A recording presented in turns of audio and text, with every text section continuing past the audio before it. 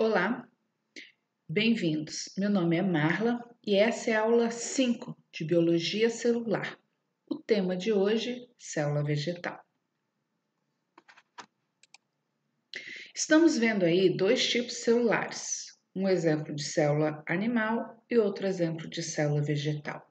O que tem em comum e o que tem de diferente nos componentes celulares entre essas duas células? Como vocês estão vendo, a grande parte dos componentes é igual. O que então nós temos de diferente? O que se destaca muito bem nessa imagem é este componente o mais externo da célula vegetal, que é a parede celular. Outro componente que também se destaca, e aí pela sua cor, por apresentar pigmento, são os plastos. Aqui nós temos exemplo então do cloroplasto. Além da parede celular, além do cloroplasto, nós também temos uma diferença significativa entre um de seus componentes, que é o vacúolo. Será então que célula animal não tem vacúolo? Tem, mas na célula animal ele é expressivamente maior e exerce funções que não são exercidas nas células animais. Como vocês estão vendo também, neste esquema mostra que apenas células animais têm centríolos. Na verdade, os centríolos acontecem em células vegetais, mas só nas pteridófitas. Agora, vamos falar desta parede celular. Em que momento que ela surge na divisão? Por que surge na célula vegetal e não surge na célula animal? Então, na célula animal, quando ela vai se dividir, quando chega no final da sua divisão, em anáfase para telófase, acontece o estrangulamento da membrana plasmática. E aí são formadas duas novas células. Como a célula vegetal, que está em divisão, ainda mantém a sua parede celular, não dá para simplesmente estrangular essa estrutura que é tão resistente. Então, no meio da célula vai formando uma estrutura, que é o fragmoplasto, que depois passa por diferentes processos até formar a parede celular. Outra diferença entre célula animal e célula vegetal é uma das formas da comunicação intercelular. Na célula animal, existem as junções comunicantes. Na membrana plasmática de uma célula e na mesma altura da membrana plasmática de outras células, existem complexos de proteínas que formam verdadeiros canais entre uma célula e outra. Já na célula vegetal, o que acontece? Nós temos essa estrutura rígida, que é a parede celular. Então, não dá para ter proteínas na membrana e na parede celular, permitindo uma comunicação entre duas células vizinhas. Então, como que as células vegetais se comunicam? Em certos pontos da parede celular acontece uma interrupção da parede celular. Este local nós chamamos de plasmodesmos. As paredes celulares de células vizinhas, células adjacentes, também apresentam poros. Neste local aí, a parede celular não tem celulose ou qualquer outro material que vai impedir ou dificultar a comunicação entre células. Portanto, tanto célula animal quanto célula vegetal comunicam suas células. As células se comunicam. Na célula animal, junção comunicantes, que acontece em nível de membrana plasmática.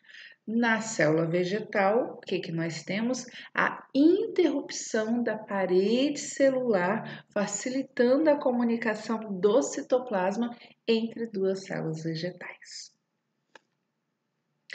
Agora, falando de processos. Existe um processo que é desdiferenciação, que é quando células já diferenciadas, ou seja, células adultas, elas regridem a um estado indiferenciado, sendo então capaz de originar diferentes tipos de células. Isso em células, em tecido animal, é muito raro. muito raro de acontecer, de uma célula se desdiferenciar a ponto de se tornar pluripotente. Já em caso de células vegetais, isto é mais comum. Então, uma célula diferenciada pode voltar a ser uma célula indiferenciada. Outro evento que é mais comum em células vegetais que animais é a poliploidia. Todo aquele organismo vegetal pode ter multiplicado o material genético várias vezes e ainda é a mesma espécie, só que é uma espécie poliploide. Isso em células vegetais, em seres vegetais, é bem suportado. Em animais, isso não é bem suportado, porque para sermos indivíduos de reprodução sexuada, os genes ligados ao sexo precisam ter um certo equilíbrio. Então, é muito difícil ter seres poliploides em animais. Já em vegetais, isso é bem suportado e até alguns casos, plantas poliploides produzem até frutos maiores, maiores números de sementes. Vamos então falar dessa estrutura que acontece só em células vegetais e não acontece em células animais, que é a parede celular. Como vocês estão vendo por este esquema, durante a divisão celular, chegando lá no finalzinho da mitose, o que vai acontecer? Pequenas vesículas são direcionadas para o meio da célula. Então, ali nós temos citoesqueleto atuando, nós temos o complexo de Golgi produzindo essas vesículas e elas são direcionadas para o meio da célula. E no meio da célula, então, forma o fragmoplasto e esse, depois de vários processos de diferenciação, de maturação, forma uma nova parede celular entre as duas células. Vamos ver como isso acontece. Então, como é essa formação do fragmoplasto? Vocês estão vendo aqui, então, que nós temos vários microtúbulos e estes microtúbulos estão encaminhando para o meio da célula vesículas. E de onde saem essas vesículas? Lá do complexo de Golgi. Então, essas vesículas vão para o meio da célula e chega num certo momento que elas se fundem. Então, vocês estão vendo aqui várias vesículas pequenas, elas sendo encaminhadas para o meio da célula e aqui elas já fundindo. Então, aí está se formando o fragmoplasto. Mas isso ainda não é parede celular. O próximo passo é, a partir do fragmoplasto, vai ser formada a parede celular primária.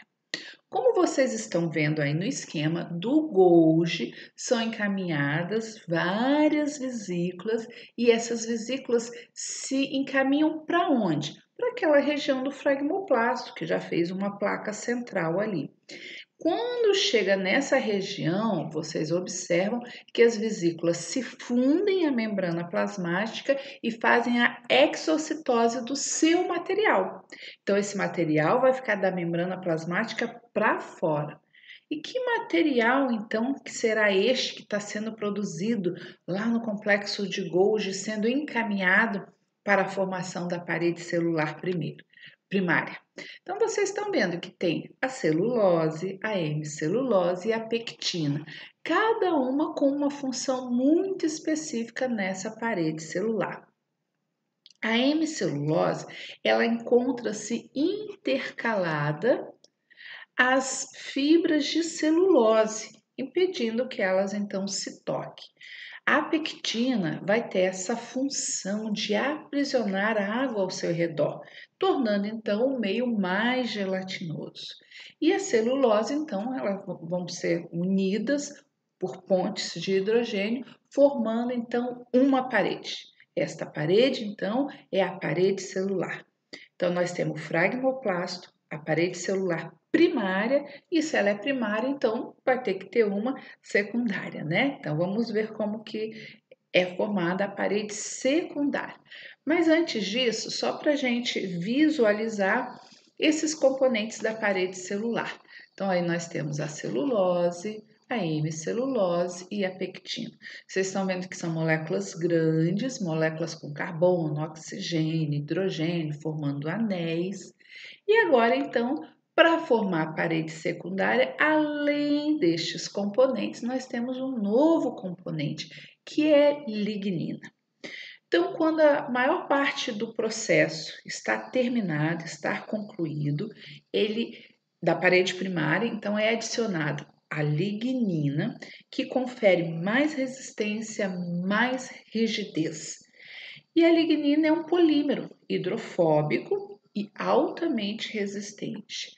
A lignina, quando surgiu a lignina nesta evolução dos vegetais, ela foi muito importante para que as plantas alcançassem o meio terrestre, porque ela confere rigidez, impermeabilidade, resistência contra ataques biológicos. Então, quando o processo de lignificação é completado, geralmente a célula morre, isso mesmo, formando então o que nós chamamos de um tecido de resistência. Por exemplo, mais ou menos 15 a 35% do peso de madeira é da lignina, da parede celular que formam as células. Então, lembrando, em todo esse processo, no momento da divisão, ou seja, no momento que está formando uma nova célula, vai formar a divisão entre as duas células através do fragmoplasto, vai sendo adicionado nesta região celulose, hemicelulose, pectina. Quando termina essa fase, a próxima fase é o que? Adicionar lignina. Quando termina o processo de lignificação, o que acontece? A morte daquela célula. Mas é um processo comum, né? Um processo que vai acontecer com várias espécies vegetais. Bom, agora vamos falar de outro componente. Talvez o nome mais comum para vocês seja cloroplasto, mas o cloroplasto é um dos tipos de plastídio, né? O que é o plastídio? É uma organela que é envolvida por duas membranas e ainda tem um terceiro sistema de membrana, um sistema de membrana interno. E essas organelas possuem o seu estroma, tem o seu DNA próprio, tem ribossomos, tem enzimas específicas. Nós vamos ver como isso foi possível através do processo de origem e evolução das células. Mas voltando a falar dos plastídeos. Inicialmente existe o proplastídeos, que acontece em células indiferenciadas, células meristemáticas e na oosfera.